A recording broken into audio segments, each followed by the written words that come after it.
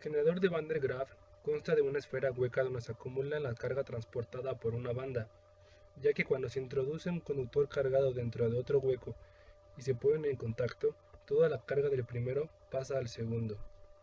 La banda es un material aislante que se mueve entre dos poleas. El ser de color claro indica que no lleva componentes de carbono que la harían conductora.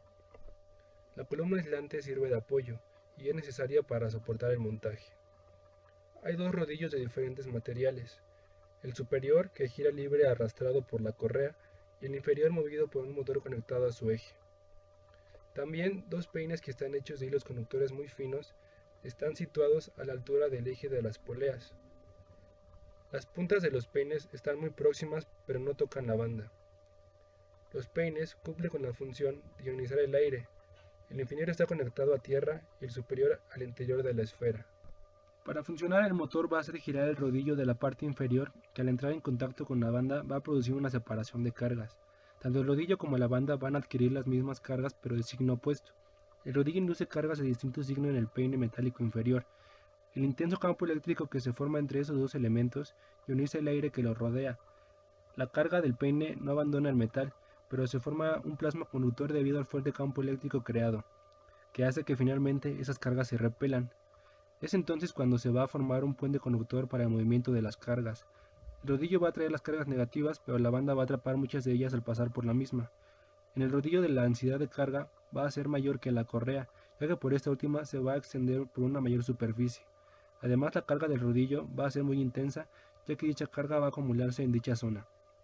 De esta forma, la banda va a ir transportando un flujo continuo de cargas negativas al rodillo superior. La carga al llegar al rodillo superior pasará a través del peine que se encuentra en el interior de la esfera. Se va creando un campo lo bastante intenso para ionizar el aire entre la banda y el peine. A partir de ahí también se va a ir cargando el aire en el interior de la esfera.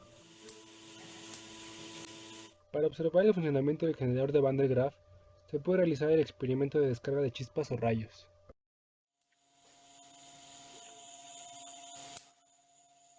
Consiste en acercar un objeto de una masa considerable, algo esférico, al generador. En este caso utilizamos una esfera de aluminio y un dedo. ¿Se ve? ¿Sí se ve? ¿No se ve? No, Y es que ahí sí, está, ahí está. déjalo, aumento la luz para que me dé más. Igual tanto. Dependiendo de la diferencia de potencial que alcance el generador de Van der Graaf, al acercar el objeto podremos obtener chispas de una longitud suficientemente largas para poder observarlas. Por cada centímetro existen varios miles de volts, y la chispa eléctrica nos indica que la esfera está cargada con grandes cantidades de carga negativa y necesita liberarla.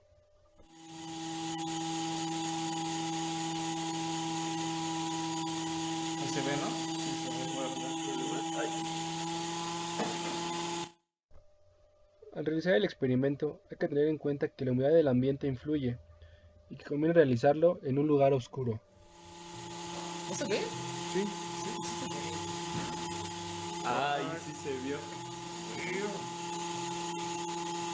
Es que al parecer con nuestras uñas hacemos más. Voy a abrir la puerta. El siguiente experimento consistió en encerrar un celular en una jaula de Faraday. Las ondas que utilizan los celulares son ondas electromagnéticas. Cuando un campo eléctrico oscila, genera un campo magnético variable. Y cuando un campo magnético varía, genera un campo eléctrico oscilante. Estos dos campos van generándose el uno al otro, interactuando entre sí, y ese fenómeno hace que las ondas electromagnéticas se propaguen por el espacio. Faraday descubrió que el campo magnético dentro de la jaula que él estudió era siempre nulo. Dicha jaula se confecciona por una especie de recipiente formado por un elemento conductor de la corriente eléctrica que rodea completamente al objeto en cuestión, en nuestro caso, el celular. El campo eléctrico de la jaula es siempre nulo y las ondas electromagnéticas están formadas por un campo eléctrico y uno magnético, ambos variables en el tiempo. Dicho de otro modo, como no puede haber campo eléctrico dentro de la jaula, las ondas electromagnéticas no pueden propagarse a través de él. Como resultado, se genera un aislamiento de estas ondas dentro de la jaula. Cuando la jaula de Faraday se somete a la acción de un campo eléctrico, se produce en ella un acomodamiento de cargas muy notable, ya que está formada por un material conductor, pero dichas cargas generalmente también tienen un campo eléctrico entre sí, y están ubicadas de tal modo que se oponen al campo eléctrico inicial que aplicamos a la jaula. El campo eléctrico generado por las cargas desplazadas es siempre de igual magnitud que el aplicado, pero en todo momento posee un sentido contrario. Es justamente por ello que el campo eléctrico dentro de la jaula de Faraday es siempre nulo, pues se contrarrestan el uno con el otro.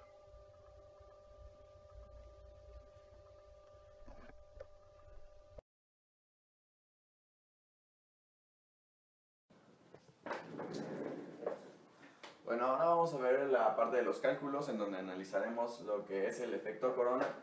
Y bueno, vamos a iniciar con esta fórmula que es la del campo eléctrico, en la cual tenemos carga y el radio de la esfera. Al mismo tiempo tenemos otra fórmula que es la de la carga, que es igual a la capacitancia multiplicada por el diferencial potencial. Y bueno, cuando sustituimos esta carga en esta fórmula del campo eléctrico, obtenemos algo así, que el campo eléctrico es igual a la capacitancia por la diferencia de potencial sobre 4 veces pi epsilon 0 y el radio al cuadrado. Al mismo tiempo, por otro lado, tenemos que la capacitancia es igual a 4 veces pi por epsilon 0 por el radio. Al momento de hacer la sustitución, aquí en esta fórmula, podemos quitar algunos valores, igual a 4 veces pi por epsilon 0 por el radio. Al momento de hacer la sustitución, aquí en esta fórmula, podemos quitar algunos valores y nos quedaría algo así, que el campo eléctrico es igual al voltaje sobre el radio de la esfera. Bueno, también sabemos que el campo de ruptura del aire, es decir, cuando este se ioniza y deja de ser aislante para convertirse en conductor, es de 3.1 por 10 a la 6 volts sobre metro. Ahora, esta cifra podemos sustituirla en esta fórmula y al mismo tiempo despejar el voltaje para poder sacar pues, la diferencia de potencial, y el radio de la esfera ya lo conocemos, entonces solo hay que hacer la operación de 3.1 por 10 a la 6 volts sobre metro por 0.2 metros, que ese fue el radio de nuestra esfera, para poder sacar pues, la diferencia de potencial, y el radio de la esfera ya lo conocemos, entonces solo hay que hacer la operación de 3.1 por 10 a la 6 volts sobre metro por 0.2 metros, que ese fue el radio de nuestra esfera. Y esto quiere decir que en el momento en que nosotros vemos esa chispa que va de la esfera, entre las dos esferas, y esto quiere decir que el aire se convierte de aislante a conductor, esta tiene una diferencia de potencial alrededor de 620.000 volts. Y bueno, pues esto sería todo por parte de los cálculos. Y la verdad, sí, uno se sorprende realmente al ver que sí es una diferencia de potencial demasiado alto. La verdad, nunca me hubiera esperado algo así.